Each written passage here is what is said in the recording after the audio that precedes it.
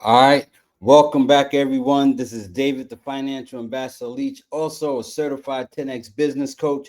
We're going to continue the 10X sales professional, how to maximize every sales opportunity, part three, which is give, give, give.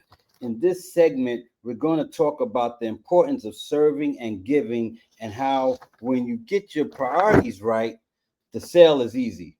Does this sound good? Well, let's dive in. So, the magic of give, give, give. Selling is the act of giving. And in all these previous segments that I've been talking about the basics of selling, I'm talking about service, not selling. Look, it's not just about getting people sold, it's about servicing them to the sale. The true essence of selling is not just getting the sale. I mean, real professional master league greatness in selling is predicted on the sincere desire to help, to aid, and to assist in service. The best salespeople I've ever met operate from this high plane of service. This is something that Grant has validated in his own life, and he's also seen it validated by the way other people live their lives. That if you give enough, life will sooner or later give back to you. And this is true for everyone. It's the same in sales as it is in life. I'm talking about giving the most attention. I'm talking about giving people the most energy you have, giving them the best attitude, the highest level of service. Give, give, give. The focus is on how I can give people more, not just sell them more. This is the assurance of more sales and more sales and more sales. It starts with give, give, give. Grant gives this every day. If a customer asks him, "Hey, Grant, can you get me something to drink?" Grant will get it for them. He'll open the bottle, he'll bring him a glass, he'll bring him some ice, bring him a napkin. That's the way to service people. The guy didn't ask for ice, he didn't ask for a glass, and he didn't ask for the napkin. He didn't ask for it to be brought on a tray, but that's what you want to do. You want to deliver beyond what they asked for. That's give, give, give in action. Give all of you, not part of you, to your customer. If you go into a transaction and you think there's no way I'm going to make a deal, I'm only going to give the guy 25%, there is no way you're going to make a deal at 25%. Give all your attention, all your energy, all your suggestions, all your information, then find some more of you to give. Exceed the buyer's expectations. Go further than they would ever expect you to, without nothing, and give yourself without reservation. Now, love the one you're with. When it comes to selling, you always want to pay attention to the one you're with. Stay with them from start to finish without allowing interruptions. While I'm here with you today, I'm not answering any texts or phone calls. Imagine I did right now in the middle of our time together. What would you say? You'd be thinking, how unprofessional is that, right? The guy's off doing other stuff while we're waiting. Show your customer how they're the most important person in your universe. Love the one you're with. If you can do that, you will be rewarded. But you have to give all of you, 100% of you. No taking a phone call or sending out an email. Just be focused on what's in front of you. You want to make your total commitment to that one opportunity, that one customer. Your customers will see that you're there with them all the way, regardless if they are taking calls, being distracted, or being interrupted. Human beings are more valuable than money. I don't care if they have money or don't have money. Treat them like they will buy and they'll buy. Remember, when we talked about treating people like millionaires, once you get that discipline built in, people are going to pick up on it. The best salespeople in the world are not fast talking people. Instead, they're the ones who go the extra mile to find ways to improve the customer's life, who find ways to pay complete attention, even if they're working with five people at the same time, whether it's one customer or five. Love the one you're with. You've got enough attention to go around to a lot of places more than you're using. What I want you to practice right now is giving complete attention to one at a time until you're good enough to spread it out among everyone. Love the one you're with. Now, level of service. Service is the way to higher profits, higher prices, and the only way to lessen the competition. You can literally separate yourself from the entire pack of competition with just one item: high levels of service. A salesperson caught in a constant price conflict might not agree with my points here because they're mentally stuck in the concept that price is the only solution, the only way out. But price is not a solution. It never the way out, and it never will be.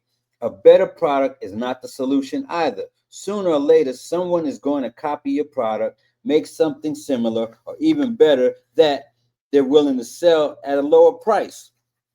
So what will buyers pay extra for? The product?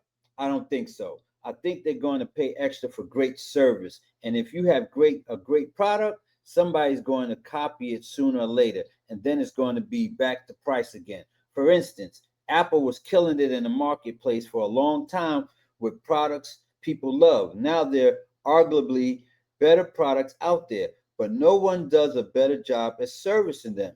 You just pop into an Apple store and get a genius. And who doesn't want a genius to help you? As long as they tops in service, they're going to stay on top, even if other people come up with better products. The ease of purchase is the way to service somebody. Convenience is the way to service someone. It's not just about cheaper price. People will pay more for great service than they will for a great product. So how can you create a level of service that separates you from others and that people will pay for? What's your equivalent of a genius bar? For instance, going to a client rather than a client coming to you is a great service. I don't know why more businesses just don't do this. Now, how can you create a level of service that separates you from others and that people will pay for? What's your equivalent of a genius bar? Creative thinking. Okay, let me go back. Creative thinking, creative action. Go where other people won't go. That's what you want to do with service. At Cardone Ventures, we actually think creatively about what our competition won't do because that's where we want to go. There's no value in us dropping our prices. People brag when they pay extra to do business at Tiffany's, the Ritz, the Four Seasons. People pay $2,500 a year to own a black card to get the express Centurion service from American Express. Elevate your service to that black card level. Elevate your level of service to rival that of the Four Seasons. I don't want you to be competing with your competitor. I want you to get away above them. Put your customer in a level of service where they don't comparison shop you. They don't mention price. They're just like, okay, let's do it because I know you're going to take care of me. There are a lot of sales trainers out there who will tell you that you should never call back a client and ask for a problem. I've heard this advice before. Don't ask for problems. And salespeople believe this, but I'll tell you the truth. You want problems. Problems are opportunities. At Cardone Enterprises, there's a policy that all complaints go straight to Grant. He wants the complaints because he knows these opportunities for him to offer service and to separate us from everyone else. Adopt an attitude that reflects that problems aren't the service department's responsibility or the call center's responsibility. If a customer has a problem, you want to take care of it. This gives you an opportunity to have a relationship, to own that client. Service is senior to selling. Look for every opportunity possible to service your client. Oops, let me go back. I'm moving too fast. All right. Make service senior to selling. Service is always senior to selling someone. Grant says one of the best salespeople that he has ever met is a guy named Gavin, who is a fundraiser. Grant considers Gavin a friend because of the amount of attention Gavin gives Grant, not just when he wants something, but the rest of the time too. He's always asking, how can I help you, Grant? And what can I do to help your organization? What can I do to help you? Is there any way I can be of service? Gavin is an incredible salesperson, but above that, he is dedicated to high levels of service. He is dedicated to human beings, and he is dedicated to interested in helping people. Maybe Gavin is just a complete manipulator and doesn't mean any of that. But that is not true because he is so consistent in offering service. His commitment to service and to raising funds is deep. His dedication to high levels of service and to those individuals that actually contribute is even deeper. One without the other generates mediocre results. You have to have them both. Deep belief in your product and a high level of service. You put those two together, this guy Gavin is going around with barrels loaded, service and purpose. And all of these segments for this training, we're not just talking to you about teaching you how to sell, we're teaching you a mindset, a new discipline, a new way of being, so you can be successful at whatever you want to do. You'll experience a career that is free of stress, worry, and problems. Give yourself fully and provide unparalleled levels of service. Forget about the competition. Exceed what they do. Now, the hard sell. The most people don't buy without someone having to ask them more than once. And most people won't say yes to someone who quits asking. Most people aren't going to say yes if you quit. They're not going to just say okay. All of a sudden, if you quit, it's going to be a no. It's been my experience that most people won't just give you the money without you asking and persisting and being willing to do what we call a hard sell. I don't mean they're a hard sell. They're not hard to sell. You are a hard sell. Let me be clear. I'm not talking about pressuring people. If I have a great product, a great service, and I know it will save the people money, and I know it's the right thing to do, trust me, I will stay there until I get the deal. I'm talking about being willing to get to that hard place in the close where everyone may experience a bit of discomfort. The salesperson, you, the manager, the CEO, or anybody who wants to make anything happen in their life must be willing to stay in a transaction and persist through that transaction to the close. If they truly believe deep down inside that the product or the service is right for the buyer, if you don't stay in it, if you don't persist, it's not going to happen. A buyer may say to you, "Hey, are you pressuring me right now?" That's when you answer, "Sir, you're confusing my belief, my passion, and my insistence on knowing that this is the right thing, that this is the right product, that we're the right company, that I'm the right person. Please don't confuse that with pressure. Don't misinterpret my enthusiasm for pressure. Let's do this."